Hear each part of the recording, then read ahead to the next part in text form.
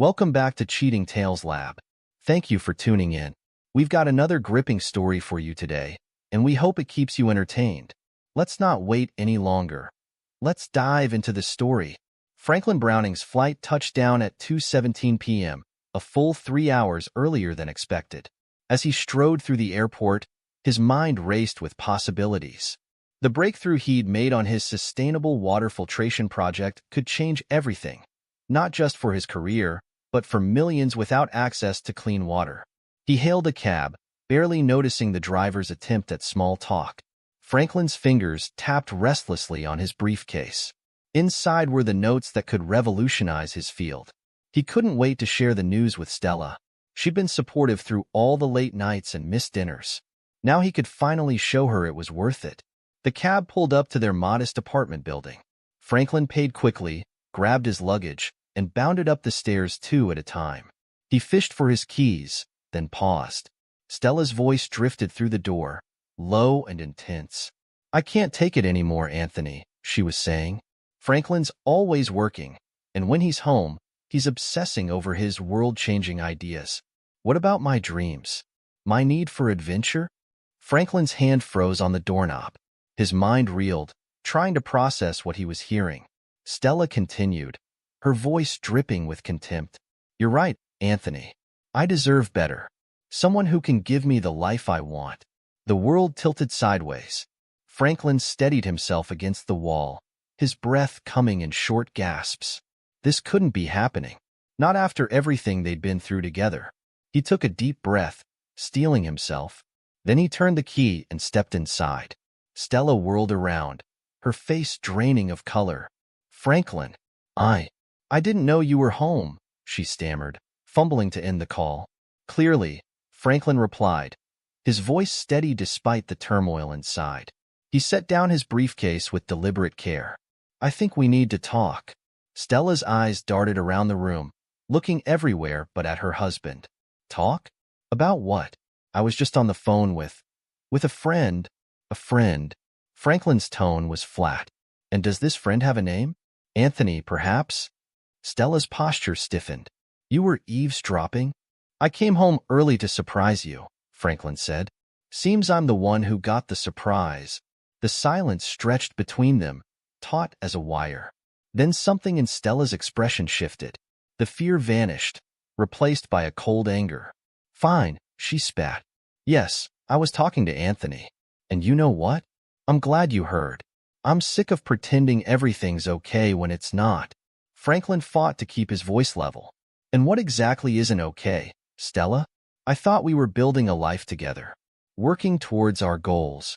Stella laughed, a harsh, bitter sound. "Our goals? You mean your goals? Your precious work that always comes first.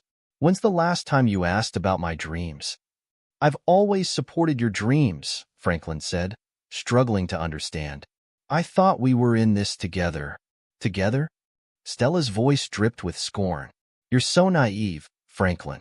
While you've been chasing your fantasy of saving the world, I've been suffocating. Anthony sees me for who I really am. He wants to give me the life I deserve." Franklin's jaw clenched.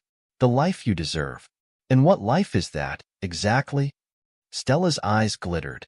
"Adventure, excitement, passion, all the things you've forgotten about while you're buried in your work. Anthony's taking me to Bora Bora next month. When's the last time you even took me to dinner?" The words hit Franklin like a physical blow. He thought of all the nights he'd worked late, convinced he was doing it for their future. Had he really been so blind? "So that's it?" he asked, his voice tight with anger and hurt. "You're throwing away our marriage for a vacation?" Stella stalked towards him, her face flushed. "It's not about the vacation, Franklin. It's about the life I deserve. Anthony can give me that. You can't." She paused, then delivered the final blow. "I want a divorce." Franklin stood rooted to the spot, his mind reeling. The life he thought he knew was crumbling around him. But beneath the shock and pain, something else stirred. A cold, hard resolve. "A divorce," he repeated, his voice devoid of emotion. "Is that really what you want, Stella?" She nodded, chin lifted defiantly. Franklin's eyes narrowed. "Then you'll get one. But don't think for a second this ends here. He turned on his heel and strode to the bedroom, yanking open drawers and shoving clothes into a suitcase. Stella followed, her bravado faltering slightly. "What are you doing?" she asked. "Leaving," Franklin said shortly. "You made your choice. Now you can live with it." He zipped the suitcase closed with more force than necessary. As he brushed past Stella, she grabbed his arm. "Franklin, wait. We should talk about this. About arrangements." He shook off her hand. "We'll talk through our lawyers. You wanted a divorce, Stella. Congratulations. You've got one." With that, he walked out the door, not sparing a glance behind him. The cool evening air hit his face as he emerged from the building. He hailed a cab, giving the address of a nearby hotel. As the city lights blurred past the window, Franklin's mind raced. The excitement of his breakthrough seemed a lifetime ago. Now, all he could think about was how quickly everything had fallen apart. But beneath the turmoil, a steely determination took root. Stella thought she could discard him so easily? She had no idea what was coming. Franklin Browning was not a man to be trifled with, and he would make damn sure she remembered that. The weeks that followed were a blur of work and legal meetings. Franklin threw himself into his project with renewed vigor, channeling his pain into determination. The water filtration system became his obsession, his reason for getting up each morning. Stella, for her part, seemed intent on making the divorce as painful as possible. Her demands were outrageous, her attitude spiteful.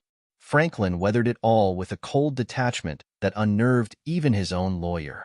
At the office, Franklin's colleagues noticed the change in him.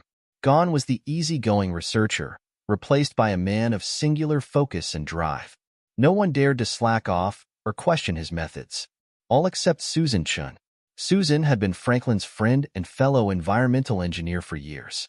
She watched his transformation with growing concern. One night, as the office emptied and Franklin remained hunched over his computer, she decided to intervene.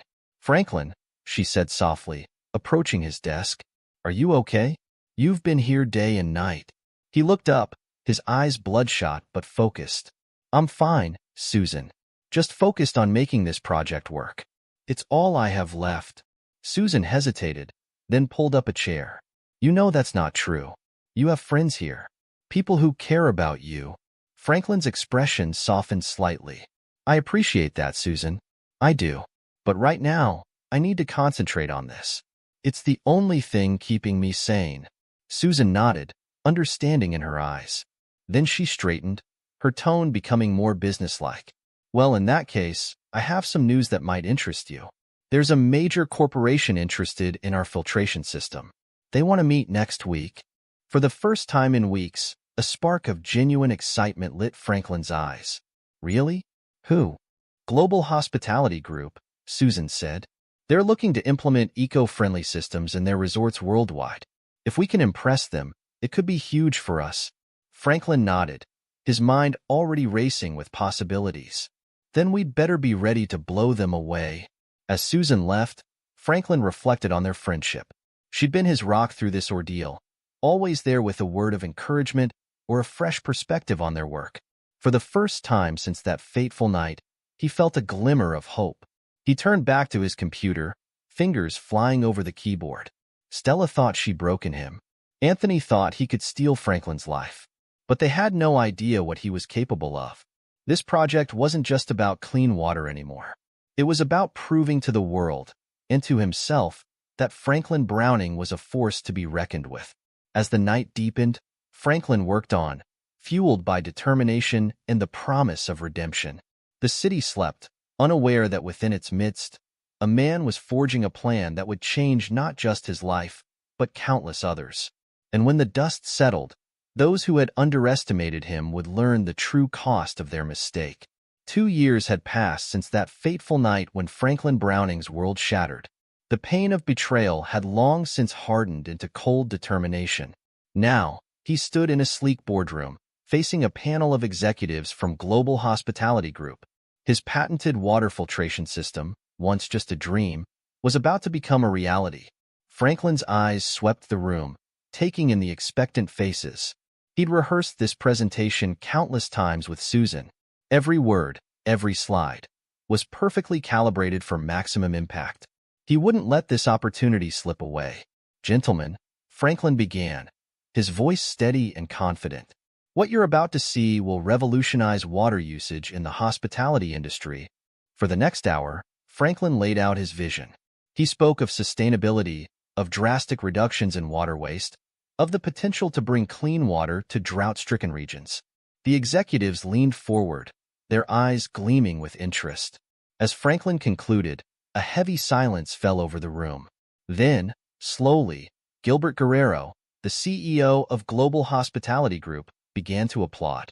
The other executives followed suit. "Mr. Browning," Gilbert said, standing to shake Franklin's hand, "that was truly impressive. Your system could indeed revolutionize water usage in our resorts worldwide." Franklin allowed himself a small smile. "Thank you, Mr. Guerrero. I'm glad you see the potential." Gilbert nodded, then paused, his expression turning serious. "We're not just interested in licensing, Mr. Browning. We want to acquire your company outright." Franklin's pulse quickened. This was it, the moment he'd been working towards for years. But he couldn't show his excitement. "Not yet. I'm open to discussing terms, Mr. Guerrero," Franklin said carefully. "But I have one condition." Gilbert raised an eyebrow. "Oh." Franklin met his gaze steadily. "I want a controlling stake in your Bora Bora resort." The room fell silent. Gilbert's eyes narrowed slightly, a mix of confusion and intrigue on his face. "That's an unusual request, Mr. Browning. May I ask why?" Franklin maintained his composure, his voice cool and professional. "Let's just say I have a personal interest in seeing this particular property succeed with our new technology."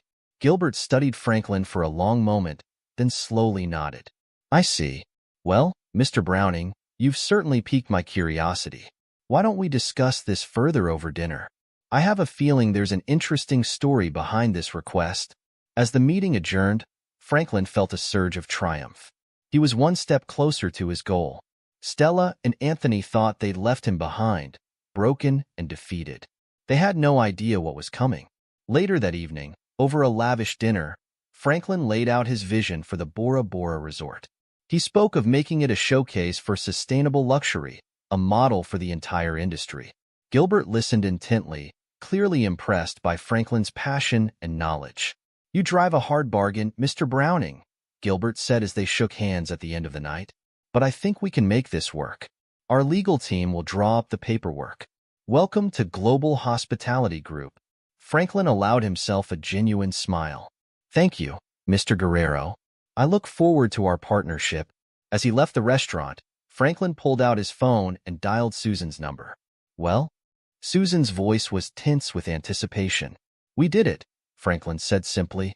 "They're buying the company, and I'm getting Bora Bora." Susan's whoop of joy echoed through the phone. "Franklin, that's amazing. I knew you could do it."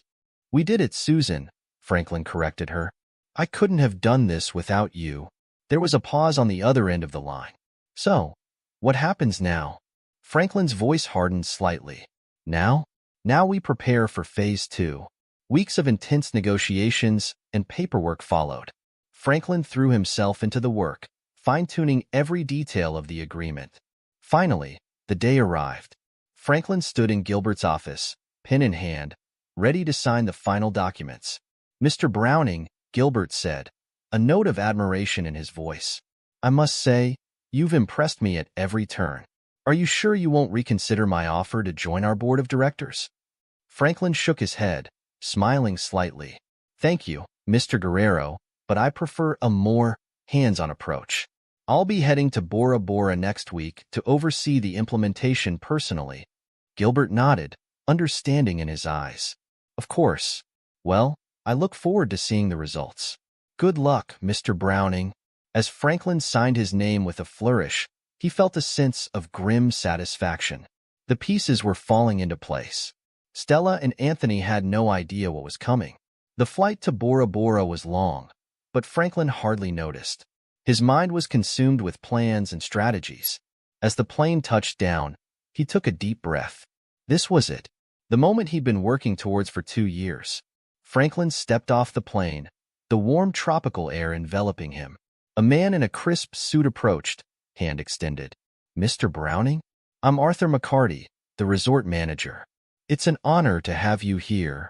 Franklin shook his hand firmly. Thank you, Mr. McCarty. I'm looking forward to seeing the property. As they walked towards the waiting car, Arthur launched into an enthusiastic description of the resort. Your filtration system is already making waves in the industry, Mr. Browning. We've had inquiries from other resorts asking about it.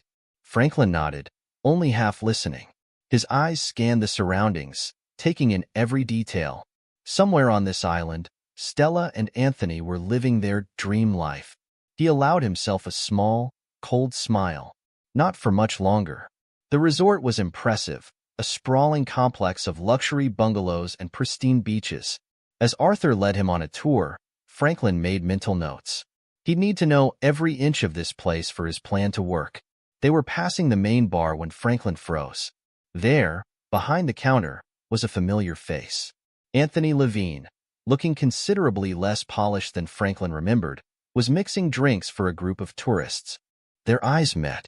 Anthony's face drained of color, his hand fumbling the bottle he was holding. Is something wrong, Mr. Browning? Arthur asked, noticing Franklin's sudden stillness. Franklin's voice was cool when he replied. No, nothing at all. But I think we need to review the staff roster. I have some concerns about quality control. Arthur looked confused but nodded. Of course, sir. We can do that right away if you'd like. Tomorrow will be fine, Franklin said smoothly. For now, I'd like to see my accommodations. It's been a long flight. As they walked away, Franklin could feel Anthony's eyes boring into his back. He allowed himself a small, satisfied smirk. Let him sweat. Later that evening, Franklin sat in his luxurious suite, poring over the staff files Arthur had provided. Anthony's was near the top, a flimsy cover story about his bartending experience. Franklin snorted. It was almost too easy. A knock at the door interrupted his thoughts. It was Arthur, looking nervous. Mr. Browning, I hope I'm not disturbing you. But after our conversation earlier, I did some digging. It seems there are some irregularities with a few of our employees' backgrounds, particularly the bartender you noticed. Franklin leaned back in his chair, expression neutral. Is that so? Tell me more, Mr. McCarty. Arthur shifted uncomfortably. Well, sir, it appears Mr. Levine may have exaggerated his qualifications, and there are some gaps in his employment history that don't add up. I see, Franklin said slowly. And what do you recommend we do about this, Mr. McCarty? Arthur straightened, seeming relieved to be on familiar ground. Standard procedure would be to suspend him pending a full investigation. If the discrepancies are confirmed, termination would be the next step. Franklin nodded, a plan forming in his mind. Let's hold off on that for now, Mr. McCarty. I have a feeling Mr. Levine might have some interesting information to share. Keep this to yourself for the moment. I'll handle it personally. Arthur looked uncertain, but nodded. Of course, Mr. Browning, whatever you think is best. As Arthur left, Franklin turned to look out the window at the moonlit beach. Everything was falling into place. Anthony was working a dead-end job, clearly struggling, which meant Stella couldn't be far behind. Franklin's lips curved into a cold smile. It was time to spring the trap. The next evening, Franklin made his way to the resort's main restaurant. He'd chosen a table with a clear view of the entrance, ordered a bottle of expensive wine, and settled in to wait. He didn't have to wait long. Just as his main course arrived, he saw her. Stella walked in, and Franklin felt a jolt of satisfaction. She looked tired, her designer clothes from 2 years ago now looking slightly shabby. The glowing, carefree woman who'd left him was gone, replaced by someone who looked desperate. Stella froze when she spotted Franklin, her eyes widening in shock. She recovered quickly, though, stalking over to his table with a look of fury on her face. "What are you doing here?" she hissed, her voice low but intense. Franklin leaned back in his chair, a slight smile playing on his lips. "Good evening to you too, Stella. You're looking, well." Stella's eyes narrowed. "Don't play games with me, Franklin. What are you doing in Bora Bora?" Franklin took a sip of his wine, savoring the moment. "Oh, didn't you hear? I own this place now. Well, Part of it anyway. Funny how things work out, isn't it? The color drained from Stella's face. You, what? Before Franklin could respond, Anthony appeared at Stella's side. He puffed out his chest, trying to look intimidating despite his bartender's uniform. Listen, man, you can't just... Franklin cut him off, his voice sharp as a knife. Actually, I can. Anthony, consider this your termination notice. Effective immediately. Anthony's mouth opened and closed like a fish out of water. Stella's face contorted with rage. You can't do this, she sputtered. We'll fight you. Franklin stood, his voice low but firm. This is karma for you both. Get lost now, or I'll have security escort you out. As if on cue, 2 large security guards appeared nearby, watching the scene carefully. Stella grabbed Anthony's arm, her nails digging into his skin. This isn't over, Franklin, she hissed. You'll regret this. Franklin watched them go, feeling a sense of grim satisfaction. Phase 1 was complete. Now, the real game could begin. As he signaled for the check, Franklin's phone buzzed. It was a text from Susan. How did it go? Franklin allowed himself a small smile as he typed his reply. Perfectly. They never saw it coming. He pocketed his phone and stepped out into the warm night air. The stars twinkled overhead, and the sound of the ocean filled his ears. Franklin took a deep breath, savoring the moment. For 2 years, he'd worked tirelessly towards this goal. He'd rebuilt his life, created a revolutionary product, and positioned himself perfectly for revenge. But this was just the beginning. Stella and Anthony thought they could break him and walk away unscathed. They were about to learn how wrong they were. Franklin Browning was no longer the naive, trusting man they'd betrayed. He was stronger now, harder, and he was just getting started. As he walked back to his suite, Franklin's mind raced with plans. He had them exactly where he wanted them, desperate, angry, and ready to make mistakes. All he had to do now was wait for them to play into his hands. The game was on, and Franklin intended to win, no matter the cost. The week following Franklin's dramatic confrontation with Stella and Anthony was tense. The resort buzzed with whispers and sidelong glances. Franklin could feel the weight of countless eyes on him as he moved through the property, but he refused to show any sign of weakness. Stella and Anthony, for their part, were not content to slink away in defeat. They began a campaign of whispered insinuations and outright lies, targeting both staff and guests. Their goal was clear: undermine Franklin's authority and paint him as unstable and unfit to run the resort. I heard he had a mental breakdown, Stella confided to a group of wealthy guests by the pool. That's why he suddenly bought into this place. He's not right in the head. Anthony, meanwhile, focused on the staff. He cornered a young housekeeper in a secluded hallway, his voice low and urgent. Browning's going to run this place into the ground. He doesn't know the first thing about hospitality. We'll all be out of jobs within a month. The rumors spread like wildfire. Franklin could see the uncertainty in the eyes of the staff, the wary glances from guests. He knew he had to act fast to regain control of the narrative. On Friday morning, Franklin called an all-staff meeting in the resort's largest conference room. As employees filed in, he stood at the front, projecting an aura of calm confidence.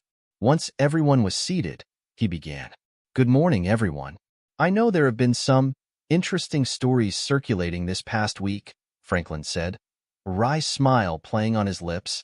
I thought it was time we addressed them head-on. He paused, his gaze sweeping the room. Yes, I'm new to the hospitality industry. Yes, I made my fortune in water filtration technology. And yes, I have a personal history with 2 individuals who were, until recently, employed here. A murmur ran through the crowd. Franklin held up a hand, silencing them. But I'm not here to air dirty laundry or settle old scores. I'm here because I believe in the potential of this resort, and in each and every one of you. Franklin's voice grew passionate as he outlined his vision for the future. He spoke of sustainability initiatives that would set them apart from competitors. He detailed plans for community involvement, for making the resort not just a retreat for the wealthy, but a vital part of the local economy. I know change can be scary, Franklin said, his tone softening, but I'm not here to sweep in and upend everything. I'm here to work with all of you to make this resort the best it can be. My door is always open. If you have concerns, ideas, or just want to chat, don't hesitate to come see me. As the meeting concluded, Franklin could see a shift in the room. The wariness was fading, replaced by cautious optimism. He'd won the first battle, but he knew the war was far from over. Over the next few days, Franklin threw himself into the work of running the resort. He was everywhere, helping in the kitchens, assisting guests, even pitching in with the groundskeeping. The staff watched in amazement as their new boss, the man they'd been told was unstable and incompetent, demonstrated a keen understanding of every aspect of the operation. Franklin also began implementing the eco-friendly practices he'd promised. New, more efficient air conditioning systems were installed. Water-saving devices were fitted in every room. Solar panels began to appear on rooftops. The results were immediate and impressive. Within a month, the resort's utility costs had dropped by 30%.